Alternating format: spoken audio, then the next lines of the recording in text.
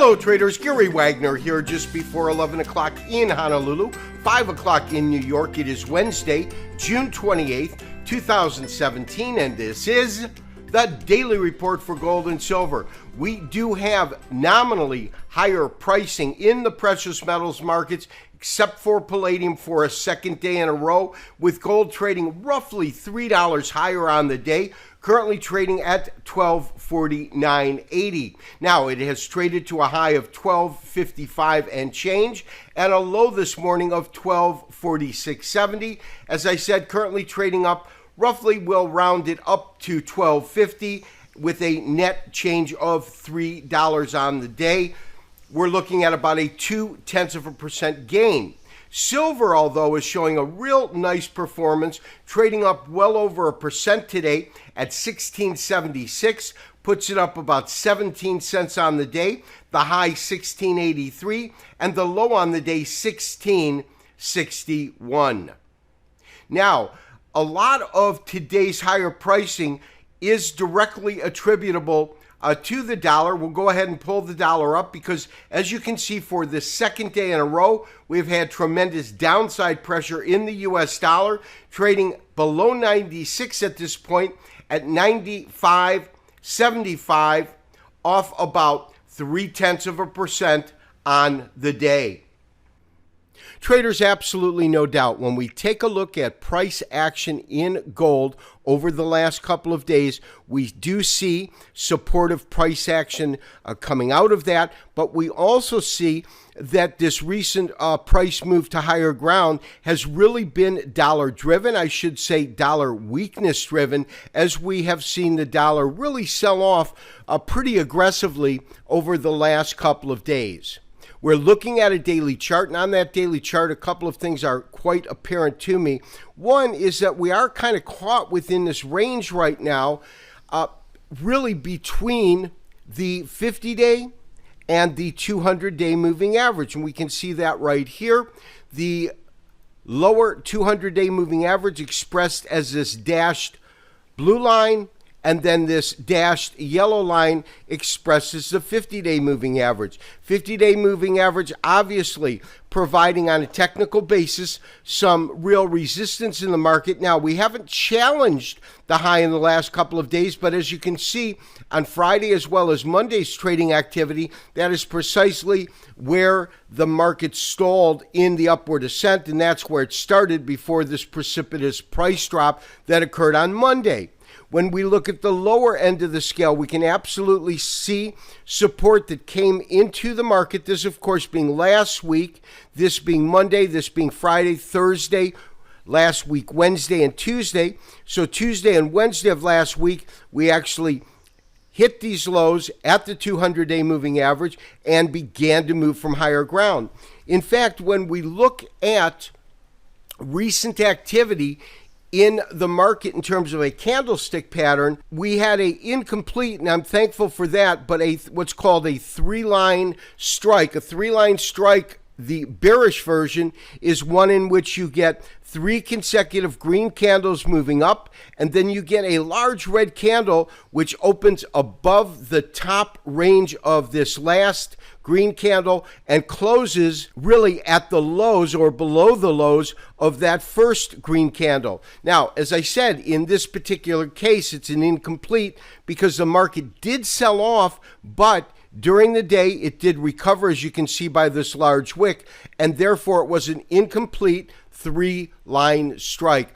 A very, very rare candlestick pattern, but when it does occur, it is something that we certainly want to take notice of. And then traders, lastly, to me, what is significant about price action over the last couple of days is that we have had a consistent close both yesterday as well as today above the 61% retracement, and that, of course, is the retracement from this most recent rally that took gold pricing from about $12.13 up to $1,300 per ounce. And traders, in other markets that we follow, we did see a very, very nice recovery of the recent declines witnessed in U.S. equities. Of course, they were trading lower both on Monday and Tuesday. Today, we've seen some real resilience in the market. Dow Jones Industrial Average up in triple digits, up 143 points, and closing at 21,454. Net change about 0.7%. Standard & Poor's almost 0.9% gain at 2440. And lastly, the market that was under the majority of pressure on Monday and Tuesday is also now showing the greatest gain, with the NASDAQ Composite up almost a full 1.5%. So traders, as far as the dollar is concerned, we've seen tremendous pressure placed upon the dollar, today breaking through a key level of support, former support, I should say, that resulted around 96 on the dollar index. You can absolutely see that on this daily candlestick, which is broke below that and closed near the lows. Now, if you recall from recent commentary over the last couple of weeks, really to me, the overall characteristic of the US dollar up until the last couple of trading days, that is that it was trading in a consolidated and narrowly defined range. Consolidated in that we had these highs pegged at around, call it 97.50, and lows, and I'm talking about the real bodies, that were well above 9,600.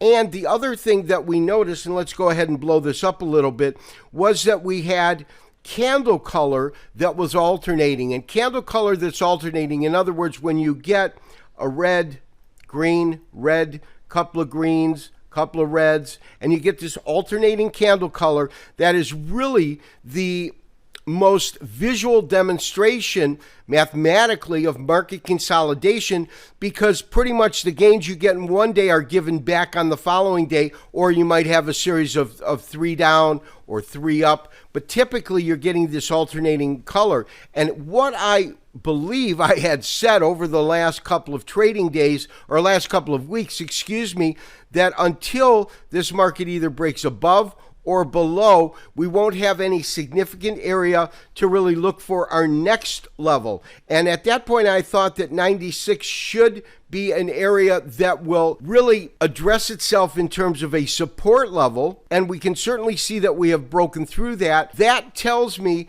that the next real support level in the dollar index, and my new target for the dollar index, is 95. Traders, although gold has shown some real support after trading to the recent intraday lows achieved really on Sunday, Monday here in Hawaii, as well as the mainland, when a single order of 1.8 million ounces rattled the markets, really just plunging price points down, and then the net result being about a $15 drawdown. Since that point, we have seen over the last couple of days a pretty substantial recovery. The market is now trading back roughly at the 1249, 1250 area. We're looking at physical gold pricing on the screen right now.